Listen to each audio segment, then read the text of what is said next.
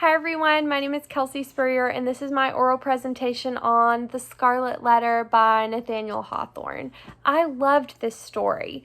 It sort of borders between reality and the supernatural, and at times it almost has an Edgar Allan Poe type of vibe where you're wondering, is this really happening or is this like a guilt-driven delusion?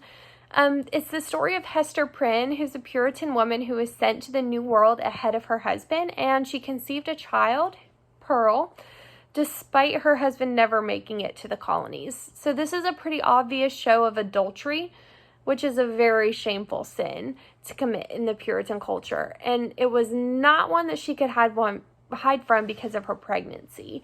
Her partner in adultery was not quite so unfortunate. He was able to remain anonymous.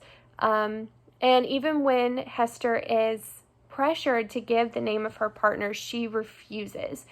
Even when her husband, who's a physician, does show up in the colonies and comes to the jail to take care of her, she refuses to tell even him.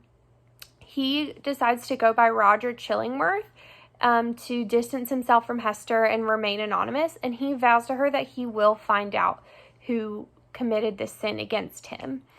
And eventually he does by way of attending to Reverend Dimsdale, who is very sick, and Roger Chillingworth is a physician. But Mr. Chillingworth is able to deduce that it's not an affliction of the body for Reverend Dimsdale, it's an affliction of a guilty spirit. And that's kind of how he puts two and two together. The fact that it was the Reverend that helped Hester earn her Scarlet Letter is super ironic because Puritans were very religious and they had strict rules about sex, even within marriage. So Hester is publicly shamed for her crime, but is eventually looked at as good because she does good works. And there's even talk of her Scarlet Letter being removed.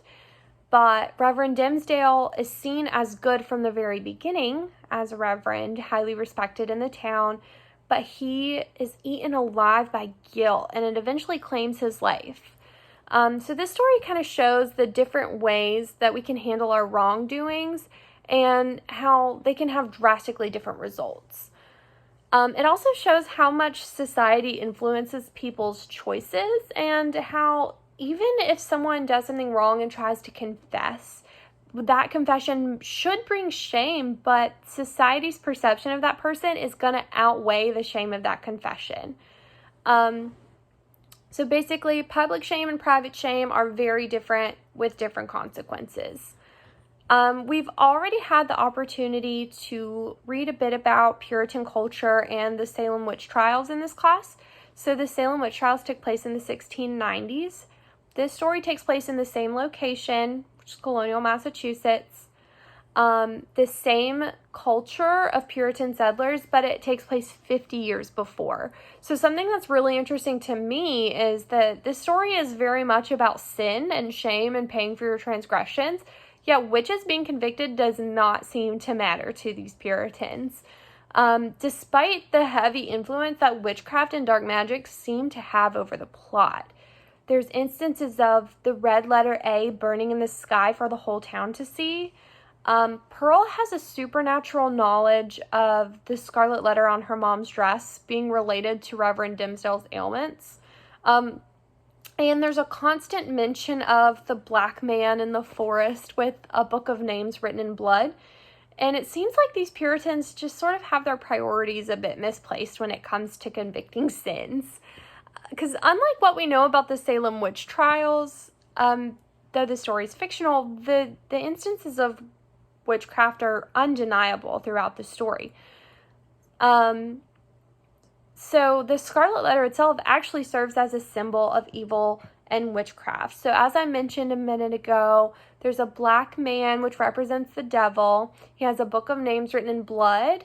Blood is red, hence the Scarlet Letter. So besides that obvious connection, there's also clear moments in the story when Hester relates the letter to the devil, and she actually calls it his mark in chapter 16.